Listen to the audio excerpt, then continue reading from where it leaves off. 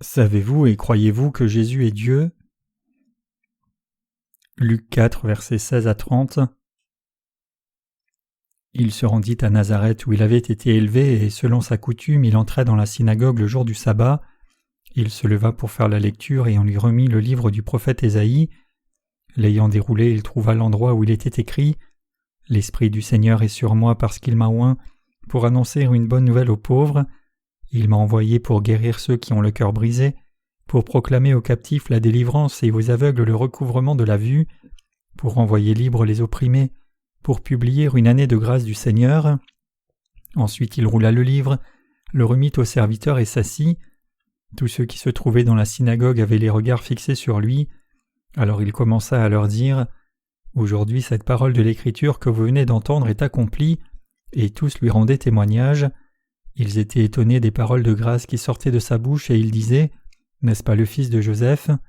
Jésus leur dit « Sans doute vous m'appliquerez ce proverbe « Médecin, guéris-toi toi-même » et vous me direz « Fais ici dans ta patrie tout ce que nous avons appris que tu as fait à Capernaum. » Mais ajouta-t-il « Je vous le dis en vérité, aucun prophète n'est bien reçu dans sa patrie. Je vous le dis, en vérité, il y avait plusieurs veuves en Israël du temps d'Élie, lorsque le ciel fut fermé 3 ans et 6 mois, et qu'il y eut une grande famine sur toute la terre, et cependant Élie ne fut envoyé vers aucune d'elles, si ce n'est vers une femme veuve à Sarepta dans le pays de Sidon. Il y avait aussi plusieurs lépreux en Israël du temps d'Élisée le prophète, et cependant aucun d'eux ne fut purifié, si ce n'est Naaman le Syrien. Ils furent tous remplis de colère dans la synagogue lorsqu'ils entendirent ces choses, et s'étant levés, ils le chassèrent de la ville et le menèrent jusqu'au sommet de la montagne sur laquelle leur ville était bâtie, afin de le précipiter en bas, mais Jésus, passant au milieu d'eux, s'en alla. Dites-vous que Jésus est Dieu? Quand notre Seigneur a été tenté par Satan le diable après qu'il ait jeûné 40 jours, le Seigneur a vaincu la tentation avec la foi qui croit dans la parole écrite.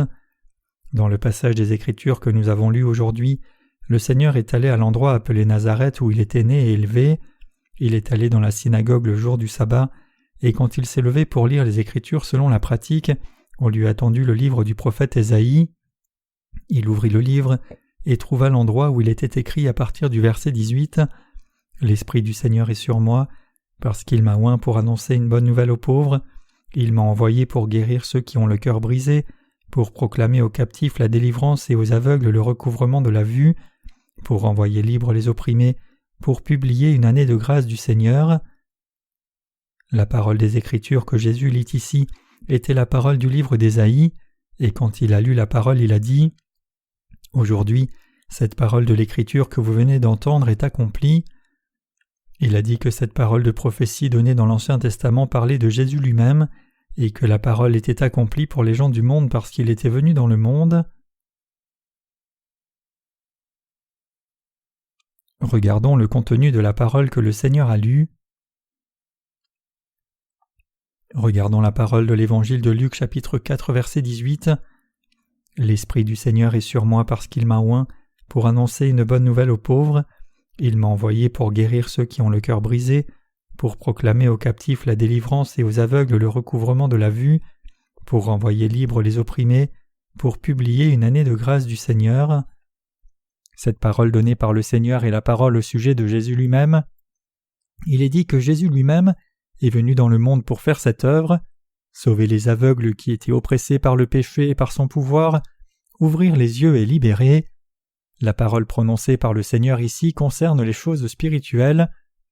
Le Seigneur dit qu'il proclamerait la liberté aux captifs et le recouvrement de la vue aux aveugles d'abord.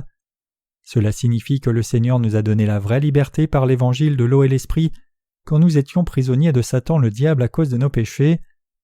Alors il allait proclamer le recouvrement de la vue aux aveugles. Cela signifie qu'il allait nous faire voir Dieu parfaitement en ouvrant nos yeux spirituels par la purification des péchés dans nos cœurs. Quelle était la parole que le Seigneur voulait vraiment nous dire à vous et moi à travers ce passage? C'est que le Seigneur est le Fils de Dieu qui est venu dans ce monde pour nous donner la lumière du salut. Le Seigneur a fait briller la lumière du salut sur toute l'humanité comme il l'a dit. Cependant, que pensent beaucoup de gens au sujet de cette parole? Beaucoup de gens dans le camp de la théologie libérale du christianisme particulièrement les théologiens de la libération, se méprennent sur la parole du passage des Écritures d'aujourd'hui et prétendent « Le christianisme doit d'abord faire l'œuvre de libération des gens oppressés s'ils veulent réellement faire un ministère droit et ainsi accomplir la volonté de Jésus. Donc nous devons libérer tant d'ouvriers qui sont oppressés par une surcharge de travail pour un faible salaire. » Donc à cause d'une telle incompréhension de la parole de l'Écriture, beaucoup de chrétiens font vraiment un travail vain pour libérer les gens en faisant des syndicats dans les entreprises. Cependant, le Seigneur veut que nous fassions l'œuvre de libération des gens par rapport au péché. Le Seigneur a dit qu'il y aurait toujours des pauvres dans le monde. Marc 14, verset 7.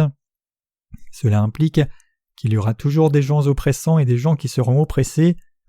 Bien sûr, ce serait mieux si ces choses n'arrivaient pas, mais ces choses arriveront parce que ce monde n'est pas un monde parfait. Vraiment, c'est une bonne chose de relever les gens qui ont été oppressés et dépravés socialement. Cependant, le ministère que notre Seigneur a fait quand il est venu dans le monde était l'œuvre de délivrance de nos cœurs et âmes de l'autorité de Satan le diable et des péchés du monde.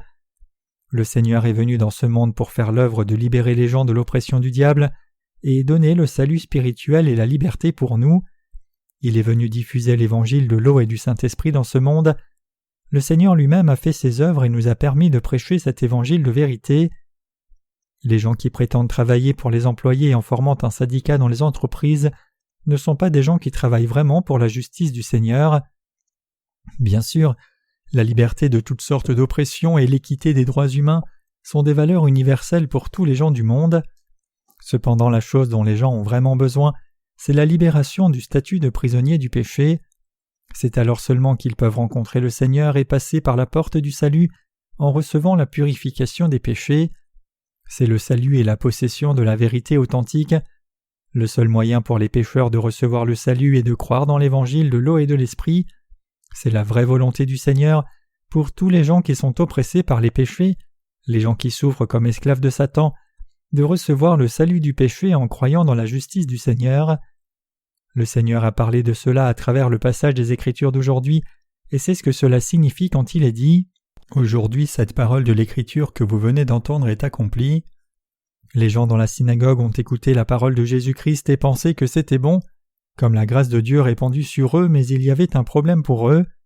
À leurs yeux, Jésus-Christ semblait seulement être le fils de Joseph. Comme vous le savez tous très bien, Jésus est né à Bethléem et a grandi dans le village de Nazareth. Donc les gens du village de Nazareth qui connaissaient l'arrière-plan de Jésus ont pensé « Et alors, n'est-ce pas le fils de Joseph ?» Alors le Seigneur leur a dit « Sans doute vous m'appliquerez ce proverbe « Médecin, guéris-toi toi-même » et vous me direz « Fais ici dans ta patrie tout ce que nous avons appris que tu as fait à Capernaum. » Qu'est-ce que cela signifie ? Les gens voulaient dire à Jésus « Joseph n'est-il pas ton père dans la chair ? Je connais même tes frères et tu n'es pas né d'une grande personne, n'est-ce pas ?»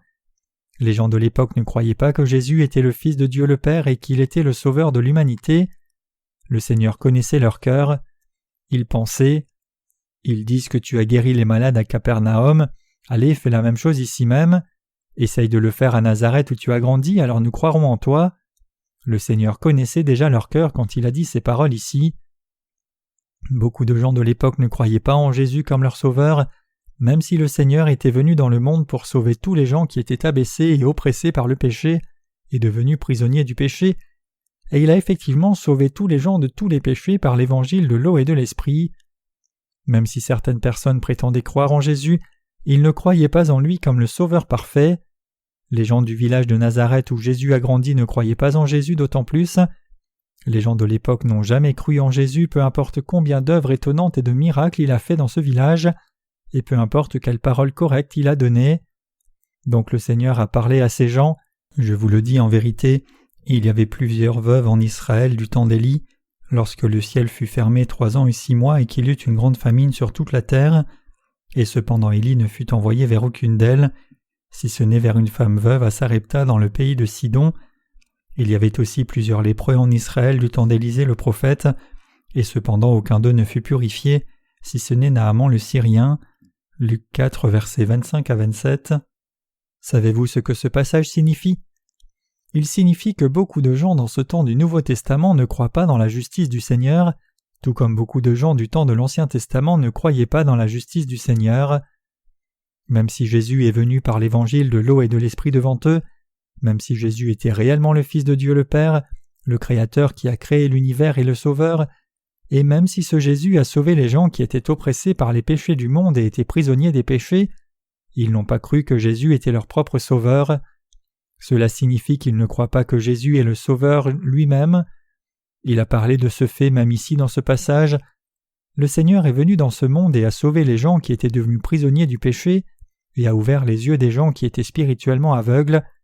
Mais il n'y avait qu'un petit nombre de gens qui croyaient vraiment que le Seigneur lui-même était venu dans ce monde pour faire l'œuvre du salut et a réellement fait cette œuvre et a tout accompli. Même au temps de l'Ancien Testament, seuls les généraux Naaman parmi les nombreux lépreux vivant à Aram et en Israël à l'époque a reçu le salut. Seule la veuve de Sarepta dans le pays de Sidon et sa famille ont reçu le salut quand il y avait une famine en Israël. Non seulement en Israël mais aussi en Aram, il y avait beaucoup de lépreux et seul le général Naaman a vraiment reçu la grâce de Dieu. Beaucoup de gens sont morts de faim quand il y avait une famine en Israël à l'époque. Cependant, personne sauf la veuve de Sarepta n'a reçu la grâce de Dieu. Ce que cette parole signifie, c'est que seules ces deux personnes ont été en mesure de recevoir la grâce de Dieu par la foi, même si tant de gens vivaient durant l'époque de l'Ancien Testament. Notre Seigneur nous a donné la vraie liberté et le vrai salut du péché à vous et moi en cette époque. Cependant, le nombre de gens qui croient dans la justice du Seigneur est vraiment moindre, et le nombre de gens qui sont préparés à recevoir cet évangile de l'eau et l'esprit dans leur cœur est aussi très petit. Il y avait beaucoup de lépreux dans l'Ancien Testament, mais le général Naaman était la seule personne qui a été guérie par la foi par obéissance, quand le Seigneur Dieu lui a parlé à travers son serviteur Élisée, disant d'aller se laver 7 fois au Jourdain. De plus, que s'est-il passé quand tout le monde était sur le point de mourir à cause de la famine dévastatrice en Israël? Le Seigneur a dit à Élie d'aller vers une veuve à Sarepta. À l'époque, la veuve de Sarepta avait seulement un peu de farine de blé comme dernière source de nourriture, assez pour faire un peu de pain ou de soupe de blé une seule fois. Donc elle allait manger avec son fils pour la dernière fois, puis ils allaient mourir ensemble. 1 Roi 17, verset 12. Ils étaient dans une situation où ils attendaient juste de mourir de faim, quand Dieu leur a envoyé Élie. Quand il est venu à la porte de la ville, elle était là. Élie, le serviteur de Dieu, dit à la veuve: « Va me chercher, je te prie, un peu d'eau dans un vase afin que je boive. » 1 Roi 17, verset 10. Alors la veuve de Sarepta a suivi la parole volontiers. La veuve de Sarepta qui a suivi la parole de Dieu correctement et son fils ont ainsi reçu le salut de façon appropriée. Cette parole signifie qu'il n'y avait réellement pas beaucoup de gens qui croyaient et obéissaient à la parole de Dieu, même au temps de l'Ancien Testament, et comme en ces temps, quand le Seigneur est venu dans ce monde au temps du Nouveau Testament, il n'y avait que quelques personnes qui croyaient vraiment en un tel ministère de salut du Seigneur, même si le Seigneur avait sauvé l'humanité par l'évangile de l'eau et de l'esprit et donné la liberté en les libérant de l'oppression. Quelle est la raison à cela? C'est parce que les gens de ce monde connaissaient Jésus seulement dans une perspective humaine et pensaient seulement à lui comme un humain. Ils dégradaient réellement le statut de Jésus. Cependant, Jésus est absolument le Fils de Dieu le Père. Plus précisément, Jésus qui est le Fils de Dieu le Père est notre Dieu, et il a créé toutes choses dans l'univers.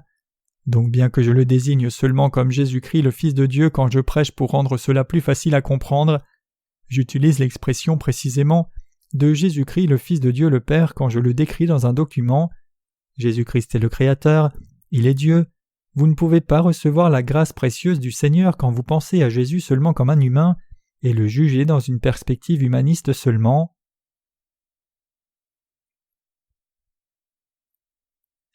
Les gens de cette époque sont comme cela. Notre Seigneur Dieu est venu dans le monde au temps du Nouveau Testament, mais les gens du village de Nazareth, sa patrie, n'ont pas cru au Seigneur comme Dieu. Plutôt, ils ont regardé Jésus et l'ont rejeté en disant « N'est-ce pas le fils de Joseph ?»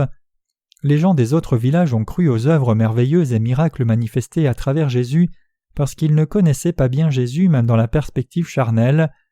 Cependant, les gens du village de Nazareth n'étaient pas du tout comme cela. Ils ont par conséquent manqué de croire en lui parce qu'ils ne pouvaient pas croire dans la divinité de Jésus parce qu'ils ont seulement regardé et essayé de le percevoir dans une perspective humaine. Donc vous et moi devons regarder à Jésus et la parole de l'Écriture que Jésus a donnée dans une perspective spirituelle. Les gens qui ne peuvent pas regarder le Seigneur ou la parole du Seigneur spirituellement pensent réellement et font des choses avec imprudence. Il y a beaucoup de fois où je suis frustré quand je demande à ces gens de faire quelque chose. Parfois je suis si frustré en les regardant travailler que mon estomac commence à grogner. Je calcule le travail et mets au point un système efficace pour le travail, mais il n'y aurait aucun moyen qu'ils finissent le travail même si je leur parlais 10 fois ou 100 fois du travail. Donc je trouve du réconfort avec la pensée désireuse. Il viendra si j'attends patiemment longtemps. Nous devons regarder à l'œuvre de Dieu spirituellement, peu importe ce qu'est l'œuvre ou la situation. Que font les gens qui ne regardaient pas Jésus spirituellement quand Jésus leur a dit une telle parole? Les gens fâchés ont amené Jésus au sommet de la montagne où ils avaient amassé de la terre pour construire un village pour le jeter de la falaise. Il est dit « Ils furent tous remplis de colère dans la synagogue lorsqu'ils entendirent ces choses, et s'étant levés, ils le chassèrent de la ville et le menèrent jusqu'au sommet de la montagne, sur laquelle leur ville était bâtie, afin de le précipiter en bas, mais Jésus passant au milieu d'eux s'en alla. » Réfléchissez un peu à cette situation. Ne pensez pas seulement à cette parole littéralement, mais pensez réellement à la parole en rapport avec vous-même aussi. Pensez-vous que ce n'était pas une situation significative? Notre Seigneur est allé dans la synagogue, a ouvert le livre d'Ésaïe et a lu « L'Esprit du Seigneur est sur moi parce qu'il m'a oint pour annoncer une bonne nouvelle aux pauvres. Il m'a envoyé pour guérir ceux qui ont le cœur brisé, pour proclamer aux captifs la délivrance et aux aveugles le recouvrement de la vue, renvoyer libres les opprimés, pour publier une année de grâce du Seigneur. » Le Seigneur a lu cette parole, puis il a fermé le livre et a dit « Aujourd'hui cette parole de l'Écriture que vous venez d'entendre est accomplie. » Et il a expliqué cette parole de l'Ancien Testament aux gens. Mais quelle était la réponse des gens dans la synagogue?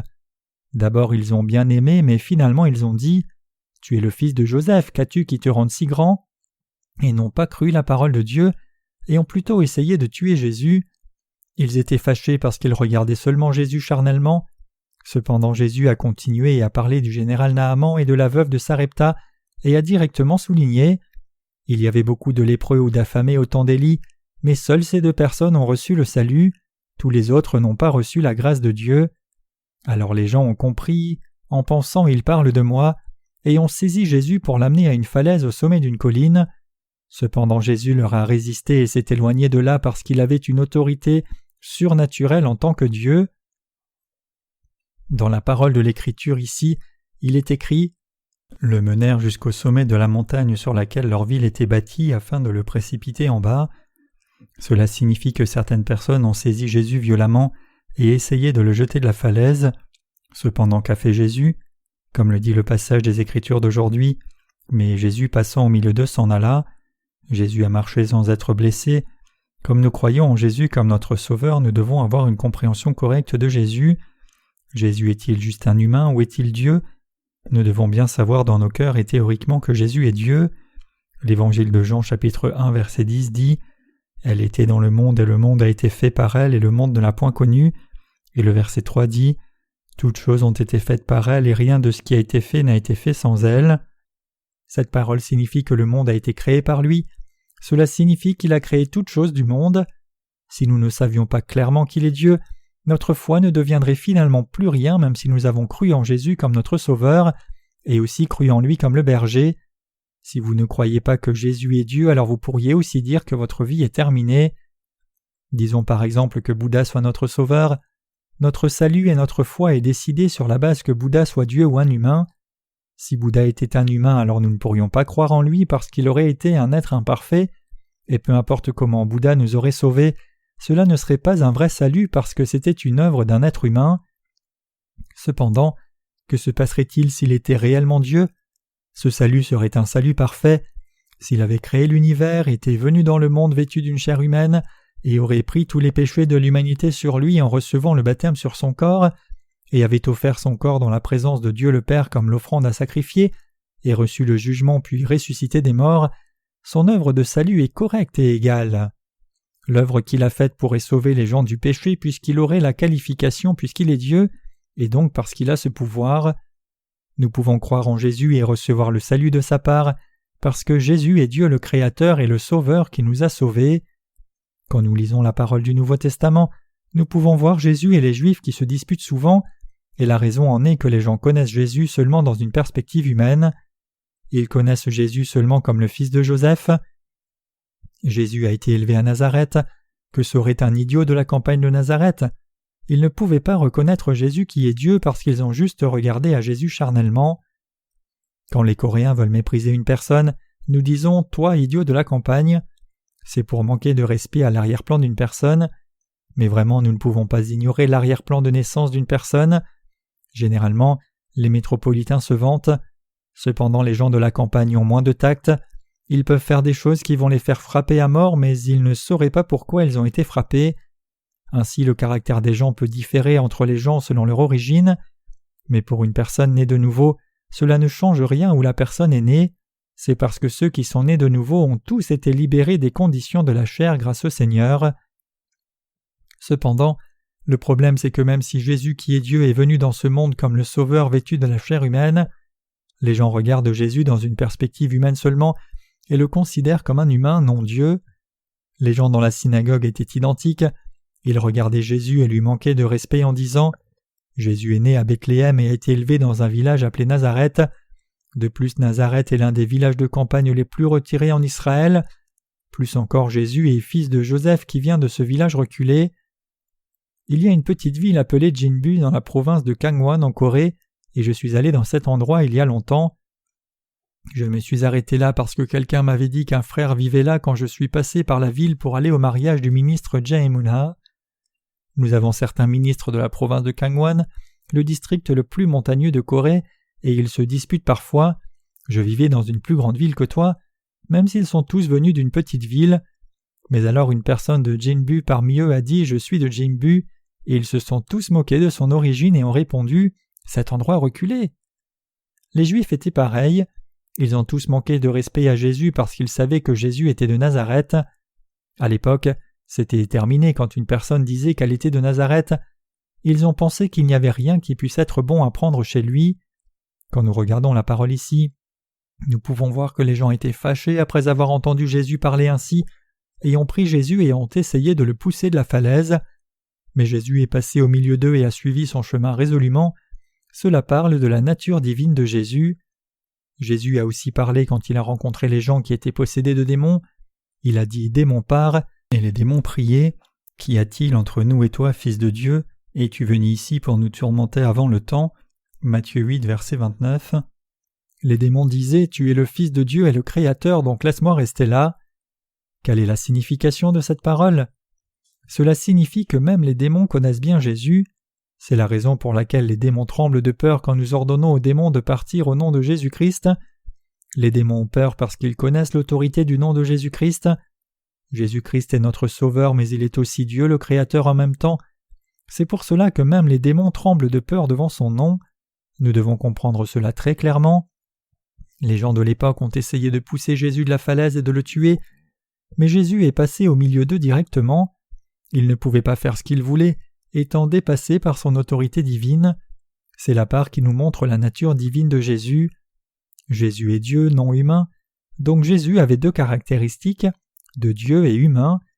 Jésus est Dieu alors qu'il est un humain. Il est aussi un humain alors qu'il est Dieu, et il est aussi notre Sauveur. Alors que la parole des Écritures dit « Car Dieu a tant aimé le monde qu'il a donné son Fils unique. Dieu Tout-Puissant est venu dans ce monde pour nous sauver du péché. » Nous devons croire la parole donnée par les Écritures exactement comme elle est, parce que nous ne savons pas grand-chose de Jésus.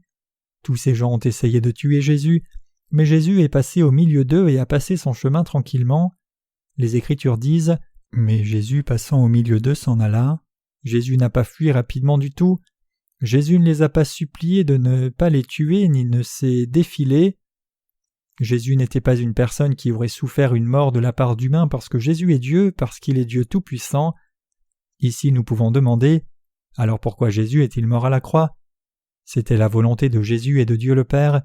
Le Seigneur devait mourir à la croix à notre place parce qu'il avait pris tous nos péchés sur lui. Nous devons avoir une connaissance claire et la foi à ce sujet. Au culte de ce matin, j'ai donné un sermon sur le jeûne de Jésus pendant 40 jours et la tentation par Satan. À ce moment, Satan a dit à Jésus qui avait jeûné 40 jours de changer les pierres en pain et d'en manger. Jésus pouvait effectivement faire cela puisqu'il avait la puissance de Dieu. Dieu pourrait faire cela puisqu'il est Dieu qui peut amener une personne morte à la vie et créer quelque chose à partir de rien. Cependant Jésus n'a pas fait cela et a seulement pris la parole de Dieu et a vaincu la tentation de Satan. Vous et moi devons croire avec une claire compréhension que Jésus est Dieu. Jésus est Dieu qui a créé l'univers, le Créateur qui a créé toutes choses dans l'univers, y compris le forsythia qui est là, et l'araignée qui descend de la toile d'araignée du plafond. Il est Dieu et il est notre Sauveur. Si nous croyons fermement que Jésus notre Dieu nous a sauvés vous et moi, alors cette foi demeurons-nous fermement. Cependant que se passerait-il si nous comprenions Jésus seulement en tant qu'humain ? Ce ne serait rien du tout, peu importe combien nous croirions. C'est vrai, nous humains devons connaître clairement la divinité de Jésus afin d'avoir la foi dans nos cœurs. Nous ne devons pas seulement connaître Jésus comme le simple Sauveur. Nous ne devons pas comprendre Jésus seulement comme le Sauveur parce qu'il y a tant de gens dans le monde qui prétendent être des sauveurs. Il y a un Dieu qui a pu sauver l'humanité, vous et moi, du péché du monde et du jugement. Nous méritions d'aller en enfer parce que nous avons commis du péché dans la présence de Dieu, et nous pouvons recevoir le salut de ces péchés seulement si Dieu lui-même est venu comme notre Sauveur et nous a sauvés. Nous devons apprendre au sujet de la justice de Jésus correctement. Vous connaîtrez la vérité et la vérité vous affranchira. Jean 8, verset 32. C'est la base de la foi et la colonne vertébrale de la foi. C'est la colonne vertébrale de la foi chrétienne. Notre vie de foi spirituelle est finie si nous ne savons pas cela clairement. Nous ne pouvons pas connaître et croire en Jésus juste en professant « Je crois en Jésus, le Fils de Dieu le Père ». Nous devons croire avec une claire compréhension que Jésus est Dieu. Les Écritures disent « Elle était dans le monde et le monde a été fait par elle ». Comme cette parole nous le dit, l'univers entier a été créé par Jésus. Vous et moi avons aussi été créés par Jésus. Jésus qui nous a créés est venu dans ce monde pour un peu de temps dans la chair humaine pour nous sauver quand nous étions tombés dans le péché et nous a vraiment sauvés du péché. Puis il est monté au ciel après nous avoir sauvés par l'évangile de l'eau et de l'esprit parfaitement. Nous devons croire avec une compréhension claire du ministère du salut que Jésus, Dieu le Créateur, a fait. Connaissez-vous la raison pour laquelle tant de théologiens de par le monde entier et tant de pasteurs chrétiens et croyants ne portent pas le fruit de la foi et tombent sous la condamnation du péché ? C'est parce qu'ils ne connaissent ni ne croient clairement que Jésus est Dieu. Ils essayent dur de leur point de vue parce qu'ils n'ont pas cette foi, mais tous leurs efforts sont en vain. Donc vous et moi devons croire avec une claire compréhension à travers le passage des Écritures d'aujourd'hui que Jésus est Dieu le Créateur et aussi notre Sauveur. Le Seigneur a révélé une partie de sa divinité à travers le passage des Écritures d'aujourd'hui. Les humains ne peuvent pas être Dieu. Un humain ne peut pas être Dieu peu importe combien il prétend être saint et spirituel. Tous ces gens qui prétendent croire en Jésus mais ne se sentent pas humains, les gens qui se divinisent eux-mêmes, sont tous une question de secte. Même parmi les pasteurs et ministres, si quelqu'un ne se sent pas humain, alors il est possédé d'un démon ou clairement d'un mouvement sectaire.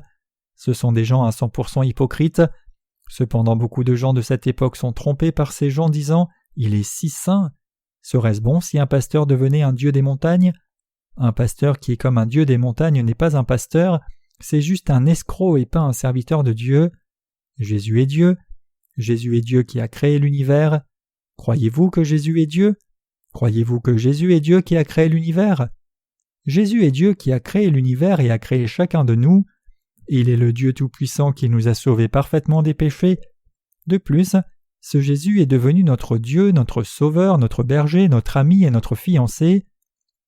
Jésus est notre fiancé spirituellement, et il est notre tout parce qu'il nous emmènera dans le royaume du Seigneur et vivra avec nous éternellement. Jésus est parfait parce qu'il est Dieu, il est absolument parfait. Nous devons connaître clairement cet aspect et aussi y croire.